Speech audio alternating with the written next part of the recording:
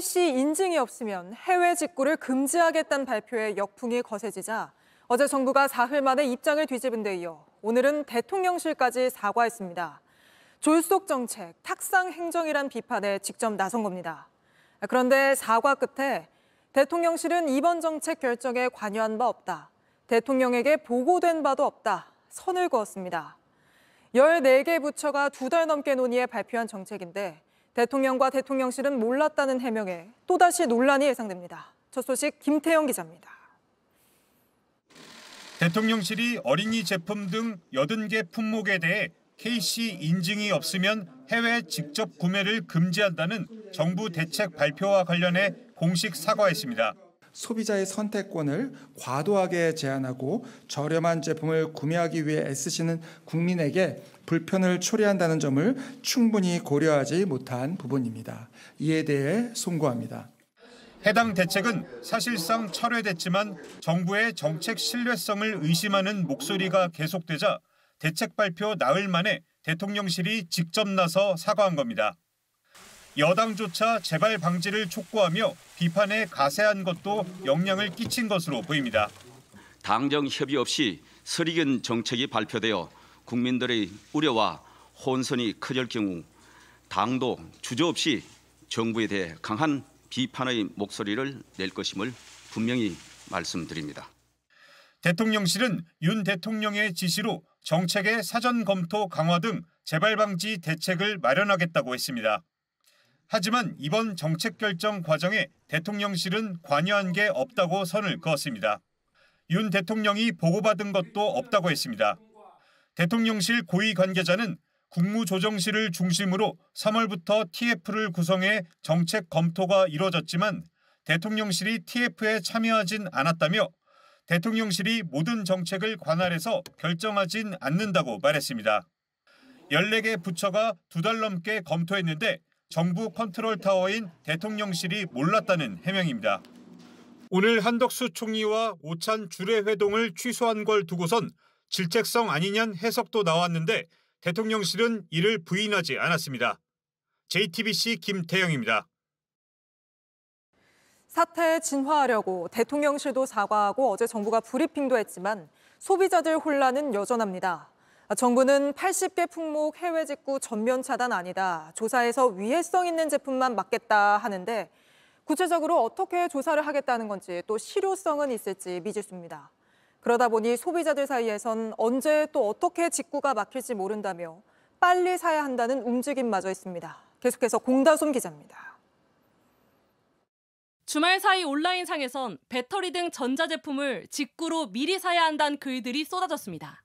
서울의 완구시장에선 국내에서 찾기 어려운 프라모델 등을 사려는 소비자들도 쉽게 찾아볼 수 있습니다.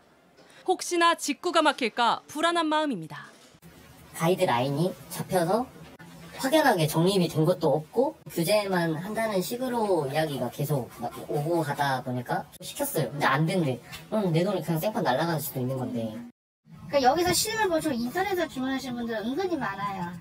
지금도 뭐 다 나름 잘 하고 있는데. 일본 직구 대행 업체는 오락가락한 정부 발언에 지금 주문을 넣어도 제때 배송이 될지 확신하기 어렵습니다. 그 전까지는 통관이 정상적으로 되는데 배송 기간이 10에서 14영업에 걸리기 때문에 기간이 맞물릴 수도 있어요. 정부의 애매모호한 화법은 이런 혼란이 더 키웠습니다.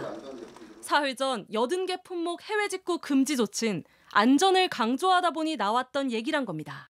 그 워딩이 그렇게 받아들일 수 있게 나갔다. 그거에 대해서는 저희가 진심으로 사과를 드리겠습니다. 실제적인 내용은 그거하고 달리 앞으로가 더 문제입니다. 정부는 다음 달 중 위해성이 있는 제품을 조사하고 국내 반입을 막겠다는 계획인데 실효성이 있을진 미지수입니다.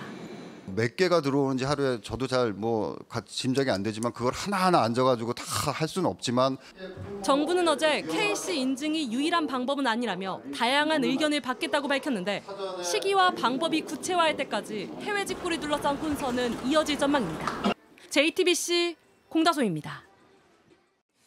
이번 사태, KC 인증에 대한 논란으로까지 번졌습니다.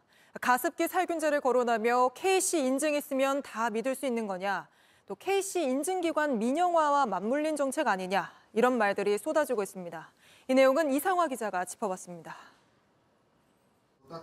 지난주 정부의 직구 제한 대책이 발표된 뒤 올라온 글들입니다. 라돈 침대나 가습기 살균제 등도 KC 인증을 받았다며 인증을 믿을 수 있냐는 내용입니다. KC 인증을 받기 위한 절차나 비용에 대한 문제도 제기합니다. KC 인증이라는 게 실제는 국내 제조업체가 또는 대형 수입업체들이 자기네 카르텔을 만들기 위해서 만든 거예요.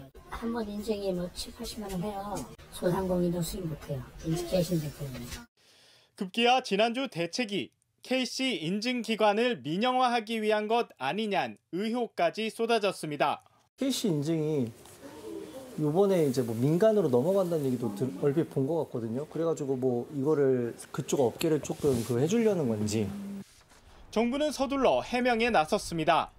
이미 민간 인증기관이 인증 작업을 하고 있는 데다 인증 서비스 개선을 위해 영리 기간을 더 늘리는 것뿐이라고 설명했습니다.